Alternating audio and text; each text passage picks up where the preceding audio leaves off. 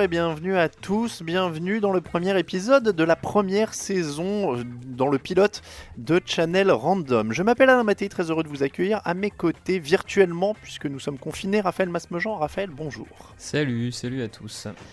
Bonjour Raphaël, très heureux de te retrouver pour cette émission. Alors c'est une première, donc des petites présentations s'imposent. Raphaël et moi-même nous connaissons puisque nous collaborons sur un autre podcast qui s'appelle touchdownactu.com. Alors c'est le site touchdownactu.com, le podcast de Touchdown Actu. Ne partez pas si vous n'aimez pas le football américain, nous ne parlerons pas de football américain dans cette émission.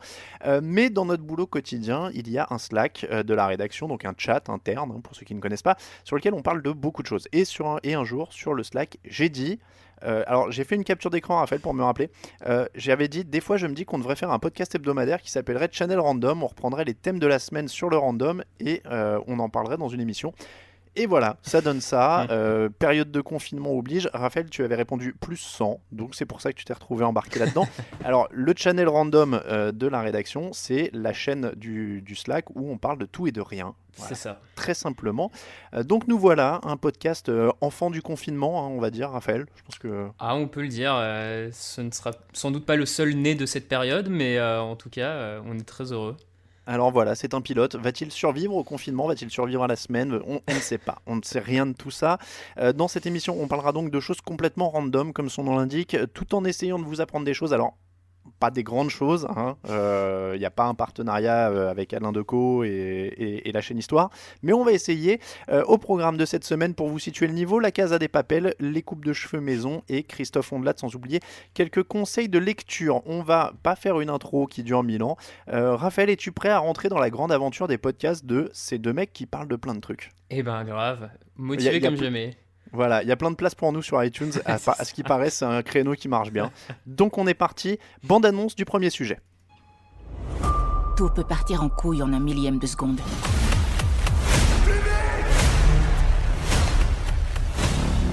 Et le cerveau de notre opération était en train de sombrer. Et nous, on sombrait tous avec lui. T'es censé nous protéger. Elle a le droit de faire des erreurs. Mais toi non. Ferme ta gueule si tu veux pas que je te bute, le bâtard. Toi, ferme ta gueule. Tokyo baisse ton putain de flingue.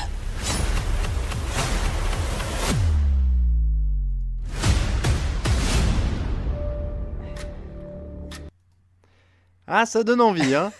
Ça commence rythmé, très fort. C'est rythmé. Ça commence très fort ce podcast. Raphaël, notre premier sujet, c'est donc la Casa des Papel, dont la saison 4 est sortie sur Netflix le 3 avril et qui est actuellement numéro 1 du top 10 des shows les plus vus sur Netflix. J'ai reçu l'email une heure avant qu'on tourne, c'est un hasard. Pour en parler donc, alors à la base on devait avoir un invité, on va le dire tout de suite, il y a eu un petit souci technique, mais de temps en temps il y aura des invités dans cette émission, si on se juge pas assez compétent pour en parler, ce qui pourra arriver souvent quand même, hein, il faut pas se mentir. Donc, Raphaël, pour une raison qui nous échappe encore, nous avons regardé la 4e partie de la Casa des Papel. Ça a généré un débat énorme sur le channel random du forum. Première question très simple, très simple. Hein. Est-ce que c'est le pire truc que tu aies vu cette année et ça compte et on englobe dans les pires trucs qu'on a vu cette année le discours où Emmanuel Macron dit 40 fois c'est la guerre?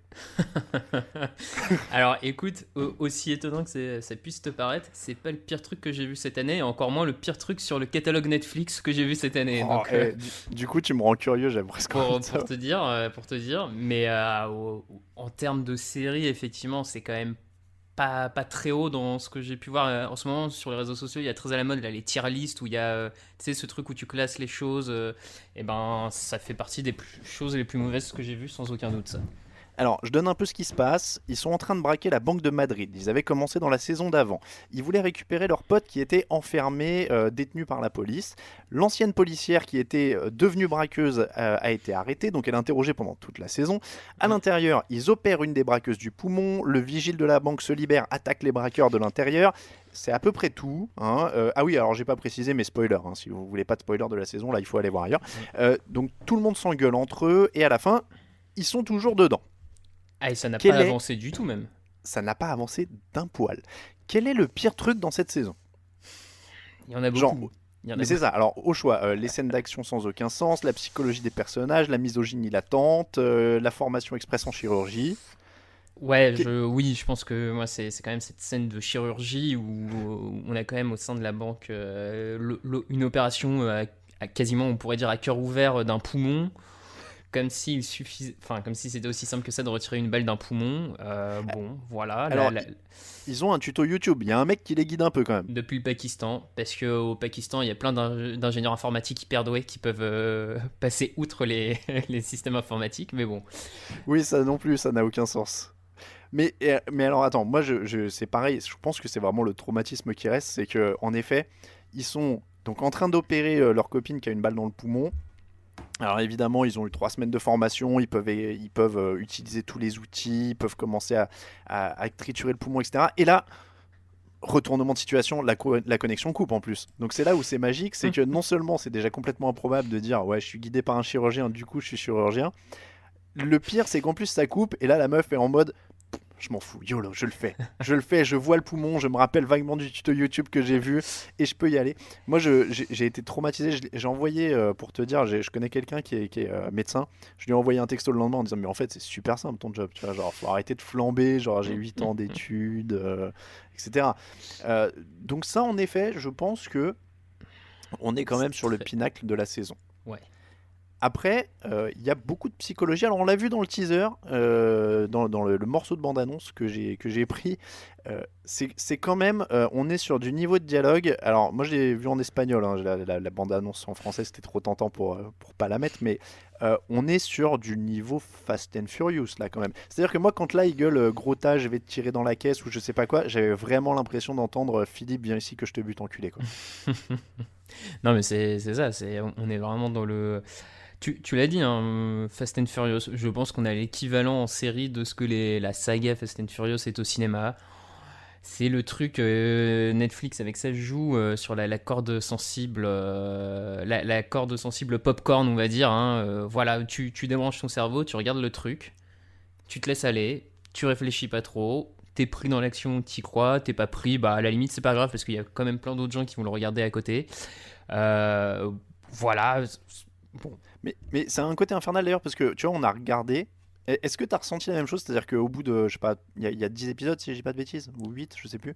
8, Ouais, je crois. 8, ouais. Au bout du 2/3e, tu te sens pris au piège. C'est-à-dire que tu te dis, bon, faut que j'aille au bout maintenant de cette merde parce qu'il faut que je sache à la fin. Tu vois, moi j'ai regardé ça sur tout un week-end et je me sentais prisonnier. Je voulais faire autre chose, mais j'y arrivais pas. Et je me disais, faut que j'aille au bout. Est-ce que tu as ressenti ça? Ah, complètement, et j'ai même envie de te dire, je le ressens depuis la saison 2 en fait, hein, ce truc du piège où tu y vas malgré tout, parce que bon, allez, une fois de plus. Mais alors, tu vois, le côté popcorn, t'as raison. Et on parle souvent, alors j'ai un trou sur le terme cinématographique, la suspension de la crédulité, si je dis pas de bêtises. Sauf que là, est-ce que c'est une bonne série de science-fiction en fait? C'est ça la question maintenant. Alors, non, c'est pas de science-fiction. Parce que tu vois, c'est devenu de la science-fiction. Il y a des incohérences de. En fait, le problème, c'est ça, c'est que tu peux suspendre ta crédulité s'il y a une cohérence dans l'univers. Là, il y a même plus de cohérence dans rien en fait. Oui, non, mais c'est un peu le problème, c'est que tu peux pas être dans la science-fiction à partir du moment où tu es dans le monde réel avec ses règles en théorie physique, logique, comme sur les études de médecine, tout ça. Voilà, comme toutes ces scènes de tuerie, de shooting dans les couloirs de la banque. Donc non, malheureusement, toutes ces incohérences, forcément, elles te sautent aux yeux, elles t'éclatent comme ça. En toute objectivité, tu peux pas passer outre, et c'est ce qui en fait un truc quand même de piètre qualité actuellement. Alors, c'est un autre truc que tu viens de mentionner. Je pense qu'on en arrive là. Le deuxième truc après l'opération, c'est les scènes de tuerie, comment dire, de fusillade. Voilà, je cherchais le mot. Interminables. Alors, bastos à gogo pour tout le monde. Hein. On est en calibre illimité, il n'y a pas de chargeur, il n'y a rien, ça on s'en fiche. Et surtout, cette question vraiment capitale, peut-on survivre à l'explosion d'une grenade en montant dessus avec un gilet pare-balles? Alors écoute, moi ça me semble hyper compliqué, j'ai pas une grande expérience en la matière, mais de ce que j'ai cru comprendre et lire un peu partout, ça semble assez impossible. Surtout que visiblement l'ascenseur pourrait en plus avoir une sorte d'effet un peu résonance, amplifier la truc. Non, bah c'est là encore on était au summum du n'importe quoi de cette saison, quoi. J'adore parce que aujourd'hui tu vas manifester à Paris, tu risques de perdre un œil par un mec qui a un LBD à 80 mètres de toi. Mais eux, les types, ils sont détente dans un ascenseur Oui, non, et mais ils c'est ressortent surtout de là. ça, en plus, ouais. Et eux, ils ont pas perdu un œil. Hein. Ils sont là, nickel, il n'y a pas une égratignure et tout. Ils ont un peu sont mal à bien. l'oreille, tu vois, il y a un petit bourdonnement parce que C'est ça, les mecs, ils ont même pas un acouphène ou les tympans saignés, quoi. Tu sais. Donc, ça, c'est quand même assez délirant aussi. Donc il y a cette scène, tu le disais, ça se termine par la grenade, mais il y a le vigile donc, qui se fait. On va venir sur lui parce qu'il faut absolument parler de cet homme, mais euh, le mec tire de partout. Il est dans un feu croisé délirant parce que donc il y a les mecs, alors on va dire les gentils, en tout cas les braqueurs dans l'ascenseur, les copains des braqueurs dans le couloir derrière, qui tirent tous en croisé sur Jason Statham. Ils ne se touchent pas entre eux et ils ne touchent pas non plus Jason Statham. Alors je dis Jason Statham parce qu'il lui ressemble. Donc ça, c'est la scène la plus délirante, je crois, de la saison. Et donc, Jason Statham. Alors là, on parlait de psychologie de personnage. On est quand même cerné. Jason Statham, donc, il est vigile de la banque. Il ressemble à ce mec-là. Il se libère de ses liens. Et là, on découvre qu'en fait, c'est pas un vigile. C'est une sorte de Navy Seal croisé avec un ninja. Sur les 5 premières minutes, il est inarrêtable. C'est un fou. Il est tapis dans l'ombre. Il connaît la banque par cœur. Il a la vue sur les caméras de surveillance, surtout. Minute 2, il tend un piège où il pend un mec quand même. au lasso quasiment, en l'attrapant au lasso. Que c'est... Piège par pendaison, le truc, mais hyper balèze et tout. Donc là, tu te dis, il va tous les zigouiller. Ah bah oui. On attend Pri- que ça et on se dit, bon, il va y avoir un peu plus qu'une seule perte. C'est ça. Et en fait, rien du tout. Le mec ne bute personne, s'arrête complètement. Ça n'a aucun sens. On est d'accord. Ah bah non, ça a pas de sens. Parce que tu comprends bien que si le mec venait à tous les buter d'un coup, bah ça serait compliqué pour la suite. Donc il faut quand même tenir l'histoire sur la longueur, hein, vu que ça Mais- rapporte de l'argent. Mais c'est ça qui est ouf. Tu crois que les mecs qui écrivent, ils se disent putain, on a une super idée, le mec il pourrait être badass et tout. Et en fait, une fois qu'ils ont fini la page, ils disent ah ouais, mais non, mais du coup, ça nique tout parce que là, il va tous les tuer en fait. On peut pas.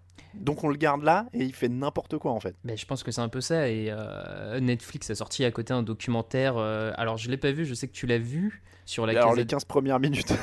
Voilà, mais en tout cas, j'ai lu un petit article sur les retours sur ce documentaire. Et parmi les choses qu'on apprend, c'est que les scénaristes écrivent au fil de l'eau la saison.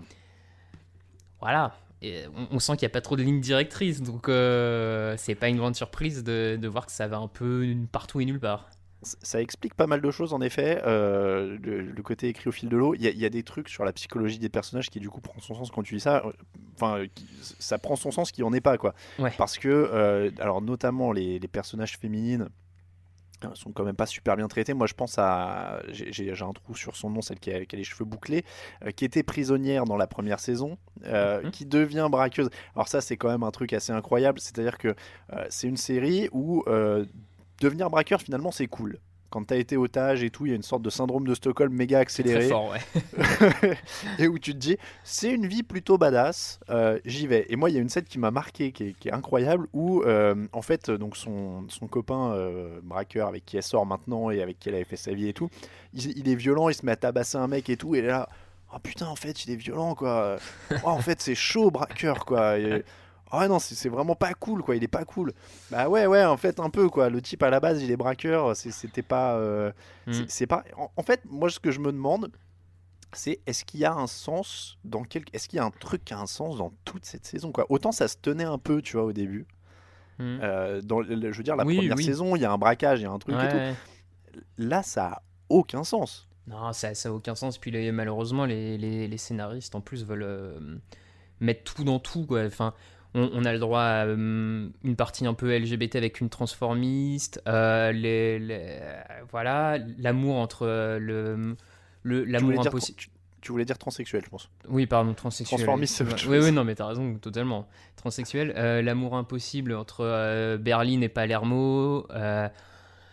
T'as plein de thèmes comme ça. La lutte contre le capitalisme. Enfin, tout est dans tout. La GPA, enfin, voilà, on met tout. Tous les thèmes un peu à la mode de la société, tac, tac, tac, on les met dans la série. On mélange. On Et sent on que ça veut espère. cocher des cases. Ouais, ça veut complètement cocher des cases. Le problème, c'est que c'est pas juste en parlant que ça traite bien le sujet et que ça en fait quelque chose d'intéressant. Et T'as même oublié dans la liste Arturo qui devient violeur aussi. Il y a oui, il y a le voilà. côté MeToo avec Période ça. MeToo Parce que... complètement. Tout d'un coup, on ne sait pas pourquoi ça. Même si on se doute que ce personnage c'est un connard depuis le début de la série, c'est pas mais là, tout d'un coup, il se transforme effectivement en espèce de prédateur sexuel auprès des autres otages. Alors, non pas qu'il faille pas parler de MeToo dans les séries hein, et et de ce problème de société, mais enfin là, ça arrive quand même comme un cheveu sur la soupe et tu comprends pas le pourquoi du comment. Enfin, Ah bah, tout est à l'avenant, tout est rentré au forceps quand il faut le rentrer. S'il faut cocher la case, on la coche. Mais alors, d'une manière, comme tu dis, l'autre c'est devenu un prédateur sexuel qui met du GHB à tout le monde en 2-2. Enfin, c'est devenu un délire. Le type, il est dans une banque. Bon, ok, mais voilà. Donc, c'est- j'ai- non, mais voilà, c'est vraiment forcé. hmm, Euh, le faux aspect révolutionnaire anticapitaliste aussi, ouais. c'est quand même forcé de dingue. Alors, je suis pas expert en psychologie des gens, mais déjà de base, j'avais du mal à m'imaginer un regroupement de gens. Je sais pas si demain il y a un braquage de banque.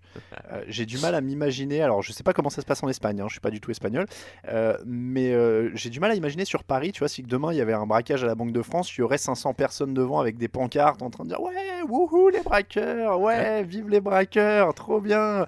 Puis tu sais, il y a des tanks et tout qui sont là, ça tire et tout, et les gens ils restent quoi, détente.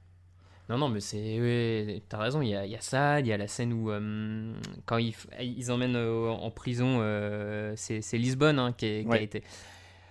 le petit bain de foule. Elle sort de la tente avec le bain de foule, la vieille qui l'embrasse, qui la remercie de on ne sait quoi, parce que théoriquement, pour le moment, ils ont juste fait que braquer de l'argent pour se le mettre de côté pour eux. Hein. Je veux dire, ils l'ont pas redistribué non plus, c'est pas Robin C'est des Bois, clair. tu vois. Donc, Je crois qu'ils ont lâché un peu de pognon depuis un des dirigeables oui, dans puis la un saison d'avant. dédirigeable pour créer l'émeute dans Madrid. Mais enfin, bon, Ouais. Les Espagnols, tu les achètes avec un billet de 100 balles, visiblement. C'est genre, ah ouais, c'est bon, c'est Robin des Bois. mais bon, d'ailleurs, visiblement, j'ai lu, ils ont eu énormément de mal à tourner cette scène parce que quand ils ont commencé, la première fois où ils l'ont tourné, il pleuvait, du coup les billets arrivaient au sol. Ah, Le truc était enfin, il était complètement déchiré, dégueulasse. Enfin, voilà. Non, mais c'est compliqué parce que je pense qu'il y a des bonnes intentions à la base et que les mecs se sont perdus ils ont été pris par le succès de leur série sans trop s'y attendre et bah, ils savent plus où aller quoi.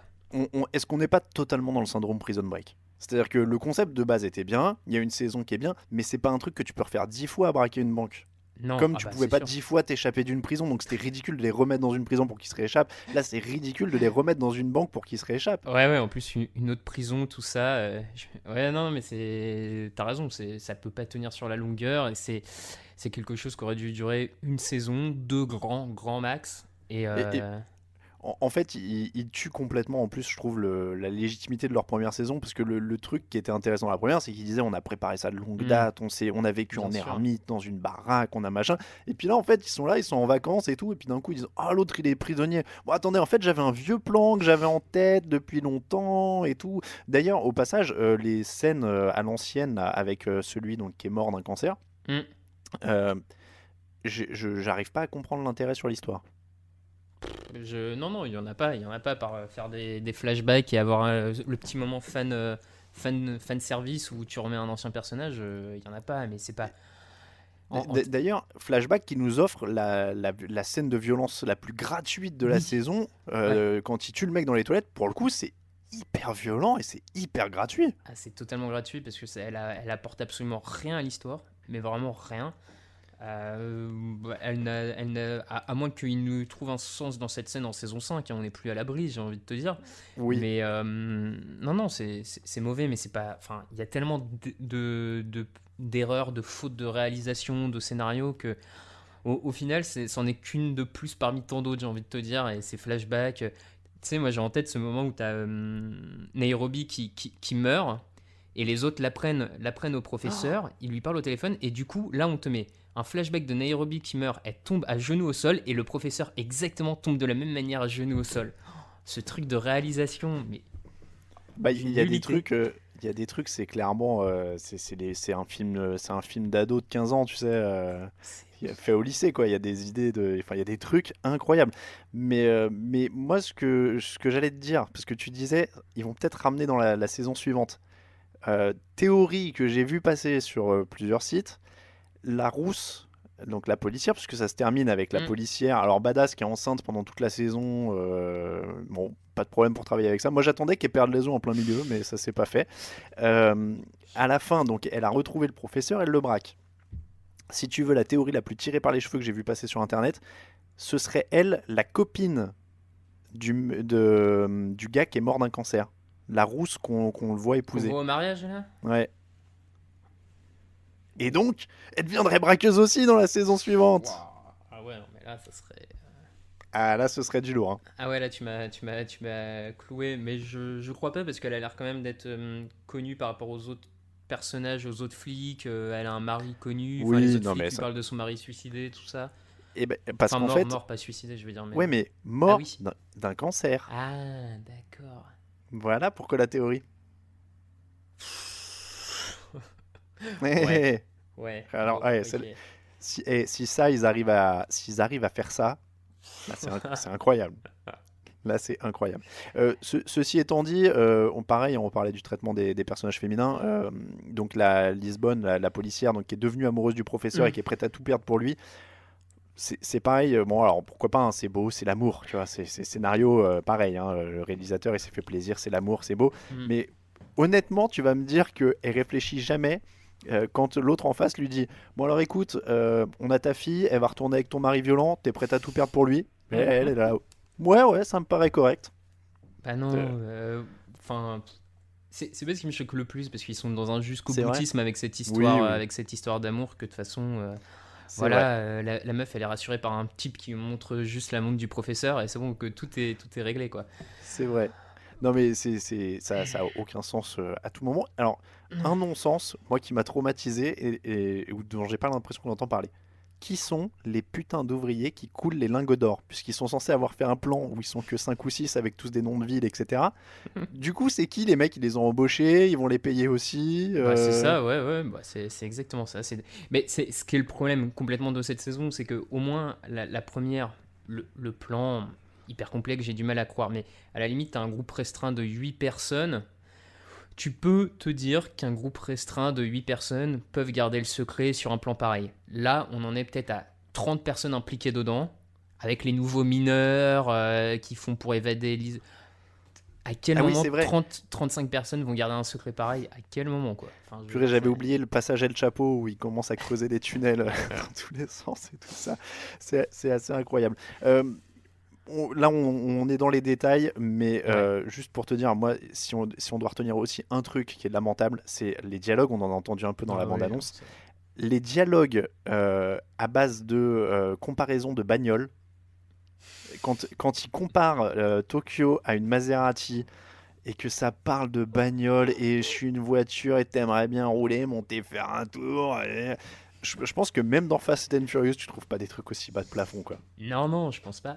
Après, tu vois, c'est pas ce qui me traumatise. Les dialogues sont nuls, hein, mais c'est pas ce qui me choque le plus dans le sens où le personnage qui le dit est un bolos, quoi. Tu vois, Oui, c'est un gros machiste, machin. Donc, qu'il ait ce genre de remarques, c'est vrai. à la limite, on est presque dans la cohérence personnage-discours, tu vois. Au C'est moins, vrai. ça se tient à peu près, quoi. C'est vrai, c'est vrai. Alors, Raphaël, je t'ai promis qu'on allait apprendre des choses. Ah, Alors, Wikipédia a délivré des choses incroyables. Savais-tu que pour les besoins de la série, l'acteur qui joue le professeur a dû prendre des cours? De quoi il a pris des cours d'après toi? oh. Il a dû prendre des cours d'un truc très très vital pour que son personnage soit crédible. je sais pas là, comme ça, je suis. Il a dû prendre des cours d'origami. Mais oui, pour les petits signes qu'il fait en permanence. Voilà, le mec a eu besoin de cours, acteur studio total.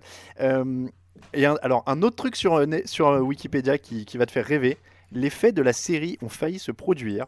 En 2014, 8 personnes avaient été arrêtées, suspectées de vouloir braquer l'une des plus grandes imprimeries de billets d'Europe. Où est-elle située d'après toi? Plus grande imprimerie de. En Allemagne, non? Je vois bien ça. Non, en En France. France?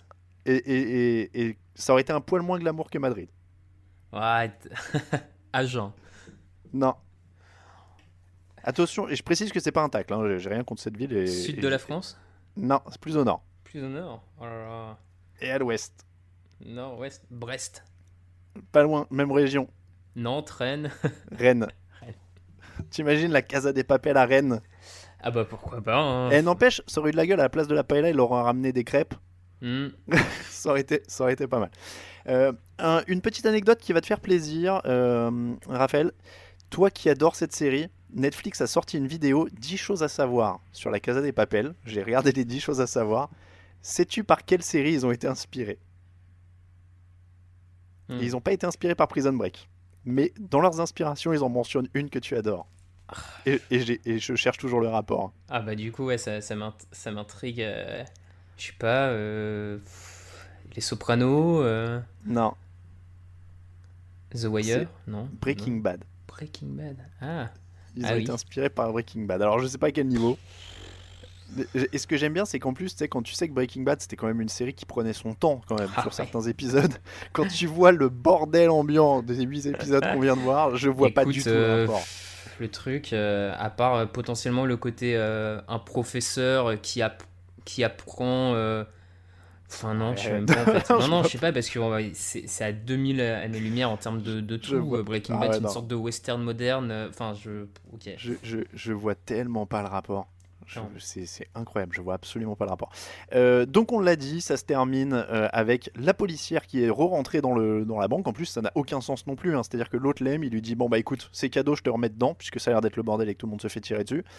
On va terminer chaque rubrique par cette À noter question. quand même qu'on peut tous acheter un hélicoptère au marché noir. Oui, Et c'est ça, vrai, c'est important. c'est vrai. À la limite, c'est pas le truc le moins improbable de la série. On va essayer de terminer chaque rubrique par cette question, Raphaël. Faut-il regarder la saison 4 de la Casa des Papel? Non. Ah mais non, carrément, même pas pour le délire. Non, franchement, allez, je vais nuancer. Si vous n'avez jamais regardé, ne vous lancez pas dedans pour commencer tout ça. Allez, il y a tellement de bonnes choses, passez à côté, c'est pas grave. Si vous avez déjà regardé les 3 premières, à la limite, oui. Je te rejoins, allez. Si vous avez vu les 3 premières, oui. Sinon, non, faut pas. Faut pas, c'est 8 heures. Vous avez bien mieux à faire avec 8 heures de votre vie, même en confinement. On va terminer là-dessus, sachant que, juste pour dire quand même, moi, il y a un truc qui me choque profondément. On a pas mal préparé, pas mal surfé pour préparer, etc. C'est hyper dur de trouver une critique négative sur cette série. Je trouve quand tu vas sur Google Actu, par exemple, ou quoi. C'est très dur de trouver des critiques gratuitement. Ce qui est malheureux quand même, c'est que la presse de qualité qui fait des critiques de qualité est payante. Alors c'est bien, il faut payer pour la faire vivre, je suis pour. Mais ce que je veux dire, c'est que malheureusement, les gens qui payent pas la presse tombent que sur des sites qui sont là pour faire du clic et qui du coup relayent les rumeurs à la con dont on a parlé ou des choses comme ça. Et du coup, c'est qu'une sorte de relais promo et tu trouves absolument rien en fait. Parce que j'aime bien lire des critiques négatives pour me marrer, tu vois. Et en fait, hyper dur d'en trouver gratuitement sur internet. Deuxième sujet, Raphaël. Ouais, allons-y. Bande-annonce. Alors aujourd'hui, il existe 3 types de tondeuses. Les tondeuses cheveux, les tondeuses barbe et les tondeuses multifonctions. 5 critères pour choisir sa tondeuse cheveux. Les hauteurs de coupe. Les tondeuses sont munies de différents sabots qui permettent d'avoir la coupe la plus courte à la coupe la plus classique, c'est-à-dire de 0,2 à 3,6 cm. Auchan. J'ai une passion pour les vidéos YouTube de Marc qui t'explique. Donc j'avais une purée. bande-annonce tondeuse. Faut-il se couper les cheveux soi-même purée. pendant le confinement? C'est un débat que nous avons eu sur le channel Random aussi cette semaine. C'est un sujet d'actualité, hein. Parfois on sera dans Brûlant. l'actualité brûlante, tel des polémistes. Nous allons donc parler de ça. Merci à Auchan. Alors Auchan, vous pouvez envoyer l'argent, hein. C'était pas un sponsor officiel pour l'instant, mais on ne doute pas qu'ils seront peut-être intéressés. Nous sommes en confinement depuis un mois, au moment où nous enregistrons pile poil. 17 mars, 17 avril. Réel problème se pose, donc faut-il se couper les cheveux soi-même? Raphaël, quelle est ta tactique? Alors d'abord, j'essaie de me remettre de cette bande-annonce absolument incroyable, puisque j'en ai appris beaucoup sur tous les types de tondeuses. Tu sais qu'elle me donne plus envie que celle de la Casa des Papel. Aïe, aïe, aïe. Écoute, moi je suis team... Alors, là du coup je vais un peu me livrer, et les auditeurs qui nous connaissent déjà un peu, voilà, et les autres apprendront à nous découvrir comme ça. J'aime beaucoup mes cheveux. Donc, je n'ai pas envie de prendre le risque de les massacrer moi-même, donc je les laisse pousser pendant ce confinement. Donc tu es de la team je laisse pousser Ouais, jusqu'à ouais. ce qu'on... Donc là on est le 17 Team, on avril. continue. notre grand leader suprême a dit jusqu'au 11 mai, peut-être plus. Donc là, tu as encore un mois de pouce sans souci. Bah écoute, on va essayer, ouais. Bon alors, tu as un avantage, il faut le dire, par rapport à moi, puisqu'on est encore une fois dans les confidences, c'est un podcast où on va être plus personnel, plus intime. Tu as ce qu'on appelle des plus beaux cheveux et plus épais que moi. Moi j'ai un problème de ce qu'on appelle la calvitie. Donc c'est là où le problème se pose plus. Alors pour te dire, hier on a enregistré une émission dans notre autre podcast en visio avec notre collègue Grégory Richard qui d'emblée m'a dit, quand il m'a vu apparaître sur la webcam, mais dis donc, tu viens de te réveiller ? Alors, sachant qu'il était 10h30 du mat et que je bossais depuis 7h, non. Mais c'est le problème. J'ai le cheveu à la fois fin et qui s'en va sur le milieu du crâne. Donc là, ça commence à être la période où ça fait des grosses mèches. Et du coup, ça fait des mèches qui laissent encore plus voir de trous. Alors, pour être éducatif, je suis allé parcourir le web et j'ai trouvé un article de Radioscoop qui a interviewé un coiffeur de Lyon, qui s'appelle Romain B. Je ne vais peut-être pas donner en entier, mais en tout cas il a témoigné pour Radioscoop. J'ouvre les guillemets. Le pire, c'est d'essayer de se couper les cheveux soi-même, voire de demander à son conjoint. On a tous vu des vidéos de coupes ratées sur les réseaux sociaux, alors on évite de couper la frange ou d'essayer de faire un dégradé.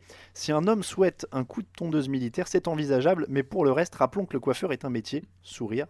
Le conseil est valable pour les enfants, sauf si vous n'en voulez plus. Dans ce cas, vous pouvez essayer une coupe au bol ou une coupe mulet.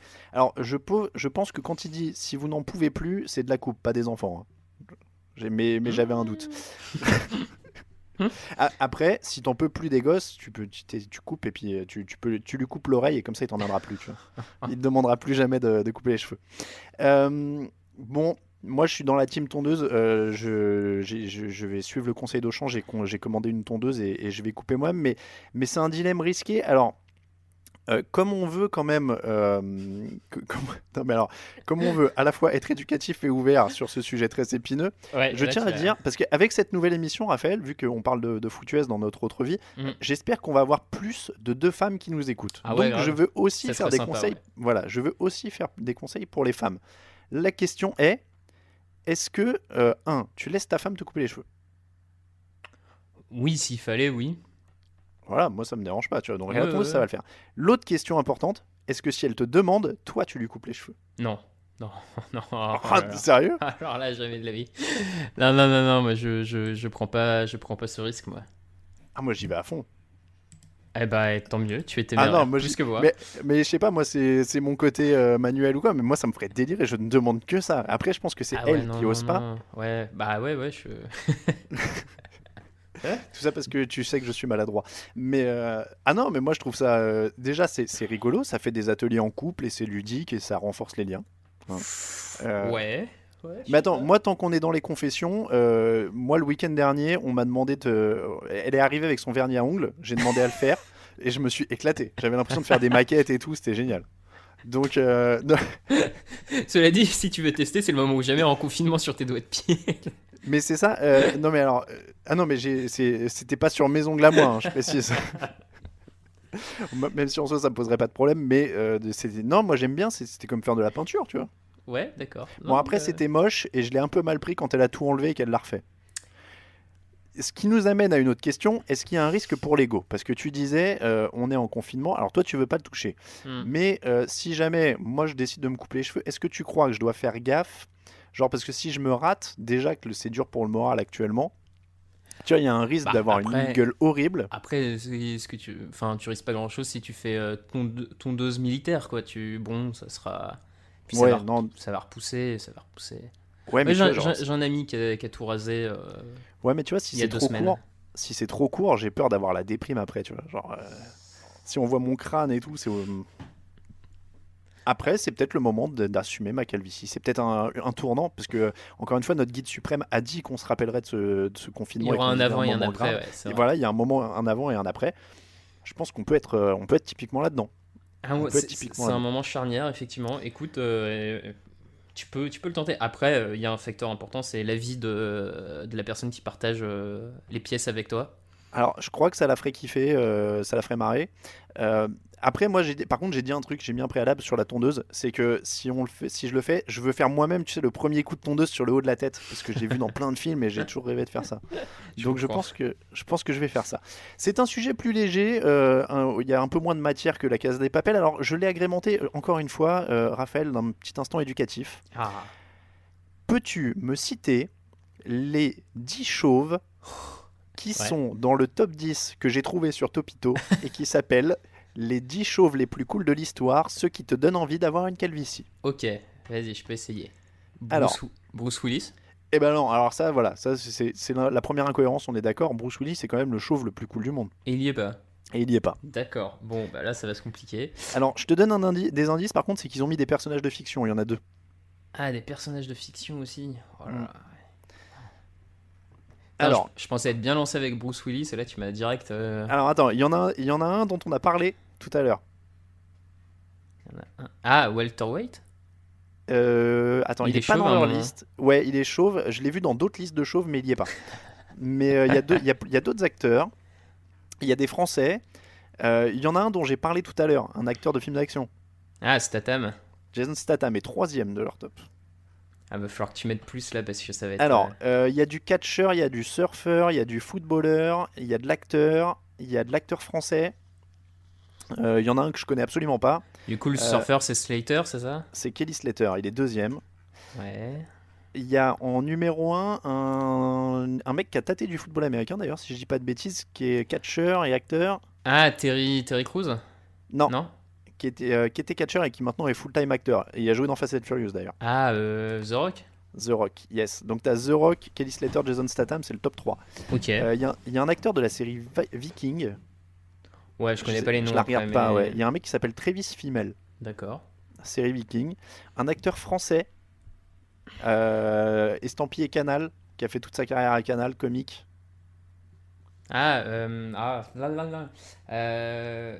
Eric Judor. Éric Judor est 5ème du classement de Topito.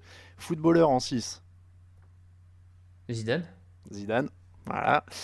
Alors en 7, il est introuvable. Je sais pas pourquoi ils ont mis ça, c'est pas ma cam, mais Voldemort. Ah, d'accord. Dans les cools. Voilà. Ok. Oui, alors attends, le commentaire de Topito c'est ok, il est pas hyper sympa, mais il faut quand même lui reconnaître beaucoup d'ambition et un certain talent dans tout ce qui est force du mal. Ouais, ok. Alors en 8, je sais pas qui c'est, donc je pourrais même pas te donner d'indice, c'est Tyrese Gibson. Là, comme ça me dit rien. Mais... Voilà. Acteur numéro 9. Acteur américain assez âgé, je pense maintenant. Il a joué dans Les Ailes de l'Enfer. Je dis ça parce que j'ai entendu le 2 heures de perdu sur les Ailes de l'Enfer. Samuel L. Jackson? Non, il a 66 ans, il est né dans l'Illinois. Il y a un film, il a joué dans un film où son nom est dans le titre. Dans la peau de Ah, John Malkovich. John Malkovich, ouais. Ouais. Et en 10, ils ont mis Carlo Tentacule. C'est un personnage de Bob l'éponge, apparemment. Ah oui, d'accord. Voilà. Ouais, exact. Bon. Je serais pas allé jusque-là, je ne connais pas assez Bob l'éponge, mais voilà. Bon, en tout cas, on est d'accord. Alors attends, top personnel, si on me dit chauve qui a la classe, Bah, genre il le manque meilleur Bruce Willis, scénario. Ouais, Bruce Willis, voilà. Bah ouais, Euh, ouais. Le meilleur des cas pour moi, si je me rase la tête après-demain, c'est Bruce Willis. Même si je ne ressemble absolument pas à Bruce Willis, mais avec la meilleure chance, j'aurais pas l'air ridicule et on pourra dire ah ça va. Donc Bruce Willis, ouais, Bruce Willis, Zidane, c'est les premiers qui viennent quoi. Il y avait le célèbre arbitre de foot italien, Pierluigi Collina. Ah ouais, mais putain, ça c'est le worst case scénario pour moi quand même. Ouais, mais qui est quand même le seul arbitre de foot à avoir fait une jaquette de PES. Ah, c'est vrai. Le mec était quand même une star, hein. C'est quand C'est même. vrai, c'est vrai. C'est pas rien. Bon, verdict, faut-il se couper les cheveux soi-même pendant le confinement? Non. Ah bah, un non et un oui. 3e sujet, générique, Ah. et là tu vas kiffer.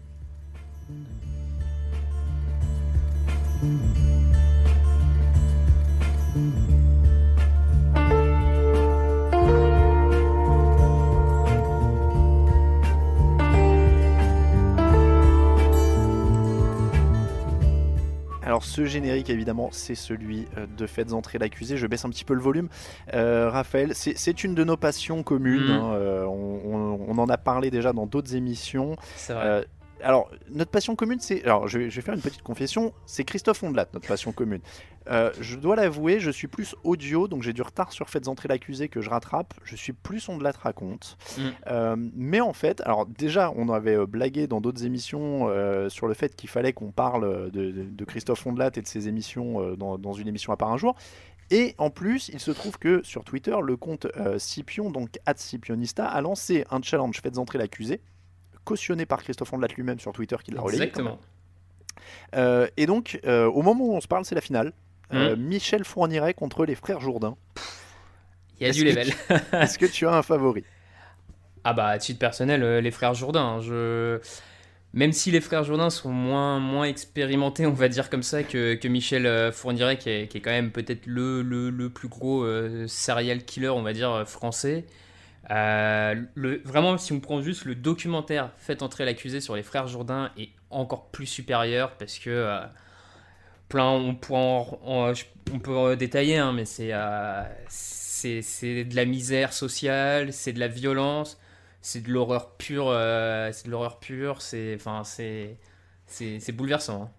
On est d'accord, on veut pas faire un truc glauque, hein, encore une fois, c'est des histoires intéressantes souvent, et c'est aussi ça qui ressort des émissions de Christophe Ondelat, on va en parler un petit peu, mais il y a ce côté en effet histoire, etc. Dans le vote de ce que tu as vu, parce que j'avais les demi-finales juste avant, c'était Émile Louis contre les frères Jourdain et Michel Fourniret a battu Jean-Claude Roman, il y en a qui ont gagné sur leur nom, quoi. Ouais. Peut-être, par rapport à l'histoire de l'émission. Oui, bah, je pense que notamment Émile Louis est arrivé très loin, plus sur l'histoire qu'autre chose, parce que même au premier tour, bon là on rentre peut-être un peu dans le son, mais il était face à l'affaire du réseau pédophile d'Angers, qui est un truc absolument monstrueux. Le fait entrer l'accusé là-dessus te donne presque envie de vomir, tellement c'est horrible. Donc voilà, il y en a qui sont passés sur leur nom, mais en tout cas, après, au-delà d'en parler comme ça, pour les gens qui sont intéressés par ces faits divers, tout ça, vraiment, Faites entrer l'accusé, c'était une vraie émission hyper bien faite, qui continue encore, hein, qui s'arrête, je crois, cette saison, mais qui est vraiment bien faite, qui est documentée, qui est fouillée, des témoignages, c'est vraiment intéressant. Moi, je trouve que ça fait partie des bonnes émissions du PAF, comme on dit, quoi. Ah non, mais clairement, encore une fois, au-delà de la blague ou quoi, c'est quelque chose d'intéressant qui montre des choses aussi sur notre société, sur plein de choses. Enfin, donc il y a toujours des choses comme ça. Après, moi, ce que je disais, je suis plus Ondelat raconte encore pour le moment.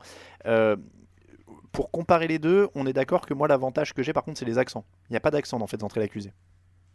Ouais, non, Faites entrer l'accusé, il se permet pas de faire des accents comme ça, parce que dans Ondelat raconte, c'est vraiment Ondelat raconte, c'est Christophe Ondelat qui est le narrateur, alors que dans Faites entrer l'accusé, même s'il est en voix off sur plein de passages, il y a quand même beaucoup de témoignages qui viennent couper sa narration, beaucoup de trucs, donc c'est vrai qu'il est moins théâtral, mais donc oui.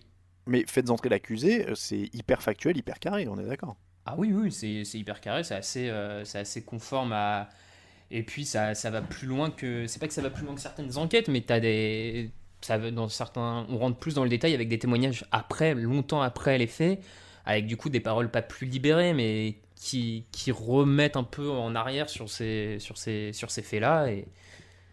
J'ai souvenir d'avoir lu, et le nom m'échappe, mais il y en a un de Faites entrer l'accusé où le mec qui était impliqué était venu témoigner. Et il avait été reconnu coupable après encore, parce qu'il y avait des nouvelles choses qui étaient sorties, non? Est-ce que ça te revient? Ça me dit quelque chose, ouais. Là, je serais pas capable de te retrouver, mais oui, l'histoire me dit quelque chose, effectivement. Et le nom de la personne en question m'échappe, mais en effet, il y en avait un comme ça, où le gars qui était venu en plateau devant Christophe Ondelat, à l'époque, en tant qu'innocent, s'était défendu, etc. Et en fait, il y avait des nouvelles preuves qui avaient été apportées des années plus tard, et qu'il avait été reconnu coupable. Est-ce que tu as un conseil de visionnage, du coup, vu qu'on est sur le sujet? Bah écoute, si on reste sur Faites entrer l'accusé, en visionnage, pour le coup, moi je conseille celui sur les frères Jourdain. Si en plus ça peut faire changer le vote sur Twitter, parce qu'à l'heure actuelle, ils sont deuxième, ils sont derrière Michel Fourniret. Je le conseille parce que là, vous êtes vraiment plongé dans une histoire sordide, cette histoire de deux frères tueurs en 97, la misère sociale, comme je le disais, la faillite de l'État, parce que c'est quand même, ces mecs-là vivaient dans une maison dégueulasse au milieu d'un village, à la vue de tout le monde, et il y avait quand même 5 gamins mineurs qui vivaient avec eux, enfin leurs frères et sœurs. Le maire a alerté les services sociaux de l'État, personne n'est jamais venu, le préfet est venu, les frères l'ont insulté, il s'est juste barré. Enfin, tu vois, c'est la faillite totale en fait de tout un système autour. Et du coup, cette folie meurtrière de ces deux frères, enfin, c'est pas mal. Alors, on bouclera les émissions avec des petits conseils comme ça de lecture, visionnage chez Christophe Ondelat ou autre chose. On pourra. Moi, je suis très fan d'affaires sensibles aussi, donc je dévierai sûrement là-dessus. Alors, je vais te dire pour le premier conseil visionnage ou écoute, Ondelat raconte. J'aurais pu prendre la facilité et me laisser charmer par le pitch. J'adore les pitchs sur iTunes des émissions. En 2017, en 2007, 60 ans, il est tué au fusil harpon alors qu'il quittait un club échangiste. Là, il y a du teasing. Hein. Ouais, là, ça tease. Mais je vais prendre le contre-pied cette semaine. Je vais plutôt recommander celle du 8 avril. C'est l'histoire de Vladislav Szpilman, l'homme qui a inspiré le film Le pianiste de Roman Polanski. C'est une double émission et donc encore une fois c'est vraiment pas forcément c'est pas pour la blague qu'on parle de tout ça, c'est qu'il y a vraiment des choses très intéressantes et on apprend des choses et donc c'est l'émission du 8 avril sur si vous écoutez le podcast et donc c'est l'histoire de cet homme qui a vécu dans le ghetto de Varsovie, qui s'en est sorti et qui a inspiré donc qui était pianiste, qui est devenu un pianiste très reconnu et c'est une histoire incroyable. D'ailleurs elle couvre 2 émissions, hein. Il y a deux c'est en 2 parties et c'est vraiment une histoire incroyable que je vous recommande à tous. On a terminé nos 3 thèmes, Raphaël. On termine avec un conseil plus global de lecture-visionnage pour la semaine, pour nos auditeurs. S'il y en a, on ne sait même pas d'ailleurs, c'est un pilote, peut-être qu'il sera diffusé, peut-être pas. Allez, on va terminer donc avec ça. Raphaël, je te laisse commencer. Est-ce que tu as un conseil de lecture ou de visionnage ? Eh ben écoute, j'ai un petit conseil lecture, un livre qui s'appelle Le désert des Tartares de Dino, donc avec un D pour commencer, Buzzati, qui est un écrivain italien des années 40. Pour faire simple, et c'est plutôt pas mal, j'aime bien conseiller ce livre en cette période de confinement. En gros, on suit l'histoire d'un jeune officier qui s'appelle Giovanni, qui rentre dans l'armée et qui rejoint une caserne à la frontière de son pays et d'un autre royaume assez mythique dont on ne donne pas vraiment le nom, mais on l'appelle juste le royaume du Nord. Entre sa caserne et le royaume adverse, on va dire, il y a un grand désert qui sépare ces deux états. Et en fait, on va suivre toute la vie de Giovanni dans ce fort qui attend une attaque adverse, en fait. Et le fort est progressivement délaissé. Et en fait, c'est tout un bouquin sur la fuite du temps, la fatalité un peu du destin. Et c'est juste passionnant. D'accord, ça m'a l'air en effet très très bien.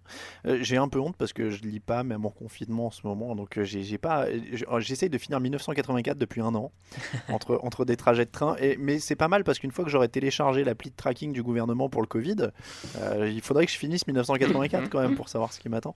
Non, et du coup j'ai un conseil de lecture presse, parce qu'on parlait, c'est pour vraiment faire un parallèle, mais on parlait d'affaires de faits divers, etc. Et je vous conseille un article du site Arrêt sur Image. Alors déjà, je vous conseille Arrêt sur Image, qui est un site essentiel, et c'est ce que je disais, la presse payante, il faut la soutenir. Un jour, je vous parlerai peut-être de mon amour inconditionnel pour Schneiderman aussi dans une émission. Mais l'article est intitulé La vie inventée de Stéphane Bourgoin. C'est un criminologue que vous avez probablement vu quelque part sur un plateau télé. L'article relaye une enquête en fait de la chaîne YouTube 4ème œil Corporation. Et tout ça montre de manière assez édifiante les incohérences du CV de ce monsieur, surtout une proportion assez appuyée à apparemment reprendre des histoires d'autres personnes, à s'inventer des rencontres. Alors, il a rencontré des criminels célèbres et des serial killers américains, etc. Mais voilà, l'enquête soulève des incohérences assez incroyables, notamment dans l'histoire de la mort de sa femme, qui présente souvent comme le point de départ de sa vocation de criminologue. Et en fait, même ça, l'enquête a l'air de relever des choses. C'est troublant, et donc c'est un article très très intéressant, et c'est une manière pour moi de vous recommander Arrêt sur Image, qui est une de mes lectures pour le coup très très régulière. Voilà pour ce premier conseil. Promis, je viendrai avec un vrai livre une fois. Faut pas le... Bah si, quand même. Non mais je te dis, 84, je l'ai dans mon sac à dos, genre je l'ai partout avec moi, mais je finit jamais, c'est un scandale. Allez, on a terminé. Du coup, on a terminé le premier épisode de Channel Random, Raphaël. Eh bah écoute, je crois que ça a été pas mal, on verra. Écoute, on verra bien. On va soumettre ça à nos proches d'abord. S'ils nous jettent pas trop de tomates et d'œufs et de trucs avec lesquels on peut faire la cuisine, peut-être qu'on soumettra au public. Et puis ainsi de suite. On verra bien. Bon, en tout cas, si vous avez écouté, on espère que vous avez apprécié. On espère qu'on se reverra bientôt. N'hésitez pas à nous envoyer des idées de thèmes éventuellement. Ouais, Faut-il. N'hésitez pas à vous abonner si on a déjà mis des trucs pour lesquels il faut s'abonner. On va mettre des flux de podcasts, des choses comme ça. Nous, on a décidé de faire ça pour se détendre un petit peu. Je vais pas mentir, Raphaël. Au début, j'hésitais parce que ça va à l'encontre de toute l'éducation journalistique que j'ai reçue. C'est-à-dire qu'on m'a toujours... je sais bien. Ouais. Tu vois, on m'a toujours dit, on s'en fout de ton avis, t'es pas le sujet, il faut donner de l'info. Et donc au début, dire, ouais, c'est deux mecs qui parlent de plein de trucs, je me suis dit, oh là, c'est pas tout à fait. C'est pour ça que j'essaye d'amener des infos, tu vois, les top 10 de Topito et tout ça. Donc, mais en vrai, je prends ça comme une parenthèse, et puis tant qu'on se marre, voilà. Et puis, autre chose, si ça peut occuper un peu les gens pendant le confinement, parce qu'on nous a demandé beaucoup de contenu, notamment sur le site sur lequel on bosse, etc. Voilà, c'est une période compliquée pour tout le monde. Moi, je vais pas mentir, ça nous redonne le moral aussi de faire ça. Hein. C'est quand même agréable de parler, de se marrer. Donc voilà, on espère que vous avez apprécié. Et puis, on va vous dire tout simplement ciao, ciao, et puis à très bientôt. Alors, merci encore, Raphaël. Merci à toi, ciao. Ciao.